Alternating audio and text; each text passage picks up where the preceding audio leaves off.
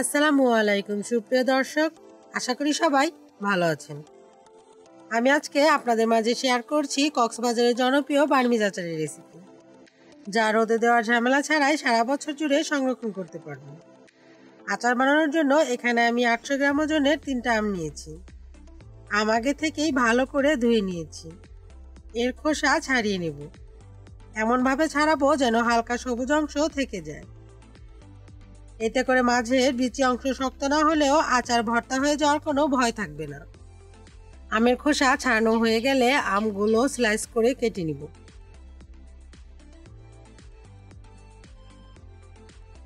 এমনভাবে কাটবো যেন খুব বেশি মোটা বা পাতলা না হয়, স্ক্রিনে যেমন দেখতে পাচ্ছেন। সবগুলো আম কেটে নেওয়া হয়ে গেছে। এখন আমগুলো আমি পানি দিয়ে ভালো করে ধুয়ে নেব। আম ধোয়া হয়ে গেলে পানি ঝরিয়ে যে পাত্রে আমি আমের আচার বানাবো সেই পাত্রে নিয়ে নিচ্ছি। এখন দিয়ে দেব 1 কাপ চিনি।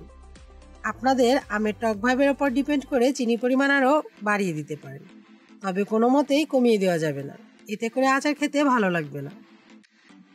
আরও নিয়ে নেব 1 চামচ লবণ। এখন চিনির সাথে আম ভালোভাবে মিশিয়ে নেব।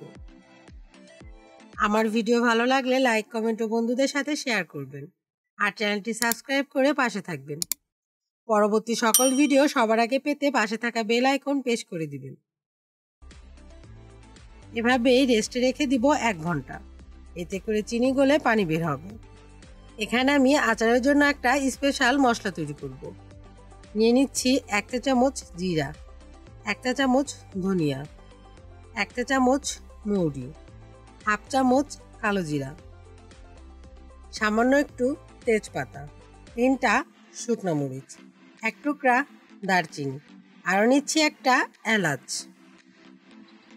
এখন এই মশলাগুলো লো আঁচে টেলে নিব। 2-3 মিনিট ভাজার পর যখন দারুণ একটা অ্যারোমা বের হবে তখন চুলা থেকে নামিয়ে নেব। এই মশলাগুলো মিহি গুঁড়া করে নেওয়া যাবে না, তাই আমি একটা হাম্বল দিস্তায় নিয়ে সামান্য গুঁড়া করে নেব। আর এই পানিতে আচার পুরোপুরি সেদ্ধ হয়ে যাবে।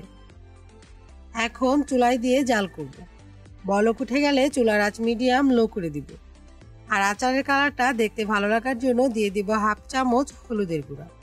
আপনারা চাইলে হাফ চামচ মরিচ গুঁড়াও দিতে পারেন, তবে আমি অ্যাভয়েড করেছি কারণ আমি বেশি ঝাল খেতে পারি না। আচারটা মাঝে মাঝে হালকা হাতে নেড়ে চেড়ে দিব, তবে বেশি নাড়তে যাবেন না, এতে করে আচার ভর্তা হয়ে যাওয়ার ভয় থাকে। আচারে পানি শুকিয়ে যখন এমন অর্ধেক হয়ে আসবে তখন দিয়ে দিব সেই তৈরি করে রাখা আচারের মশলাটা। আমি যে পরিমাণ মশলা তৈরি করেছিলাম তাতে 2 কেজি আমের আচার বানানো যায়, তাই আমি সম্পূর্ণ মশলা দেব না, ওইখান থেকে অর্ধেকটা মশলা দিয়ে দিচ্ছি। এখন হালকা নেড়ে চেড়ে জাল করতে থাকবো।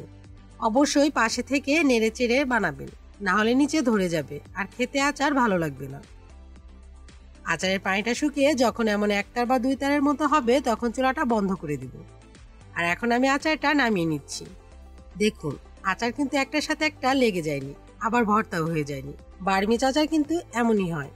আর যারা এই আচারটা খেয়েছেন তারাই জানেন এর টেস্ট কতটা মজার হয়।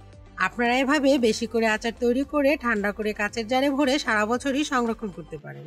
আচার কখনোই ভেজা হাত দিবেন না। আর আচারটা এয়ারটাইট রাখারই চেষ্টা করবেন, ভিতরে কোনো বাতাস যাতে না ঢোকে, তাহলে আচার সারা বছর সংরক্ষণ করতে পারবেন, কোনো রকম ফাঙ্গাস জমবে না।